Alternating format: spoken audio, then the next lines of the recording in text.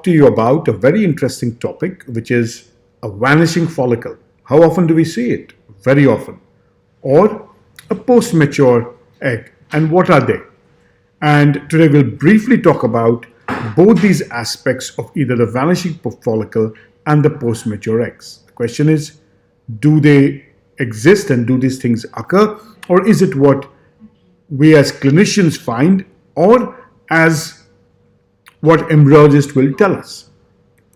Now, when you look at this paper, it is a very interesting article, or rather an editorial that came in Fertility Sterility very recently, and it spoke about vanishing follicles and the collapsed follicles. That's again what we see. You do an ultrasound scan, and then what you often see is you will see that a follicle which had seen at 17, 18, 20 millimeter has just disappeared.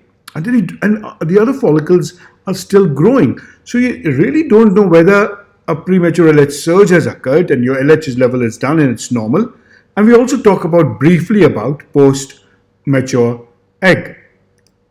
So, let's go on to and look at what a vanishing follicle is and what a post-mature LH is. So it was previously said that when a follicle could no longer be seen is called a vanishing follicle concept. Now, as women get older, you see more and more of follicles vanishing. And it seems that there is an elevated progesterone while the LH levels remains intact. And it seems to affect a single or two follicles, and thus may be a local phenomena more than a general phenomena. See, in the case of post-mature egg, it refers to an oocyte at retrieval that has an appearance of an oocyte that is getting old, or rather is advanced by a day and without fertilization. So it seems that it's been inside for an extra day. It's extremely rare to develop into a blastocyst, and again may affect single or one or two oocytes or follicles, and thus may again be a local phenomena. So if you again go back and say, let's look at the vanishing follicle. Now, some of the follicles will rupture and luteinize prematurely due to mechanical reasons, and as the follicle keeps expanding, and that's exactly what a mechanical reasons means. And it indicates that the follicle rupture is not due to surge of gonadotrophins, that usually should be, but due to the ovarian cortex not being able to accommodate the expansion of the follicle.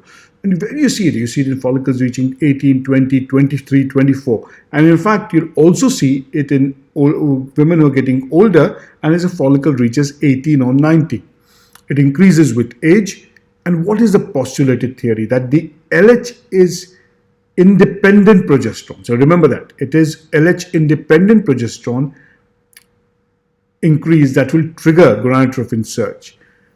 And why does the progesterone rise occur? Rise occurs because of spontaneous luteinization of granular cells due to intrafollicular changes. And as the follicle size increases, it loses integrity. So usually what happens in this case is you see granular cells going into luteinization. In nature, let's go back to nature and say, in nature what happens? A progesterone rises and that activates the GnRH pathway, creating a flare of hormones, and that leads to ovulation and rupture.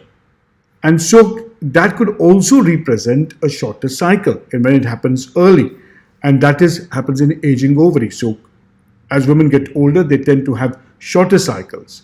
In controlled ovarian stimulation, the GnRH pathway is suppressed. So the follicle that continues is spontaneous disintegration. So there's no way that it is going to be released. And at some stage, it becomes pathogenic.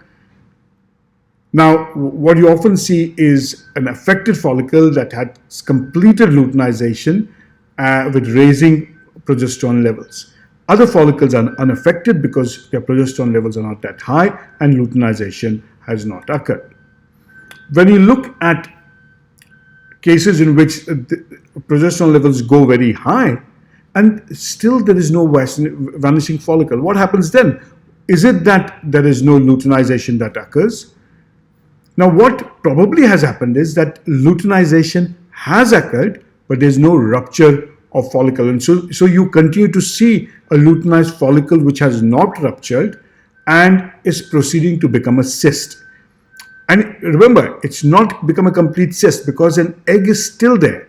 And that egg resumes meiosis and the biological clock starts. And the eggs begin to age. So in fact, what's happened is that meiosis has started before you have given the trigger. At egg collection, the cyst looks no different from the follicle and is aspirated.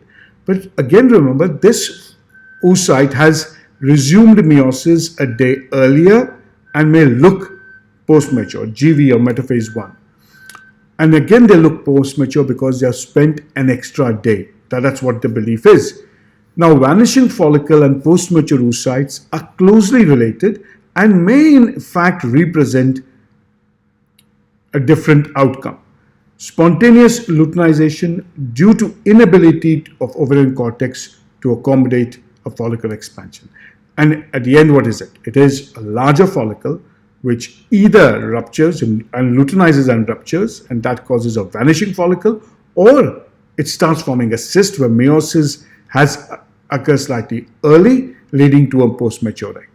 So that's in short about a very interesting area of our reproductive medicine and IVF, what sometimes almost always tends to disturb us.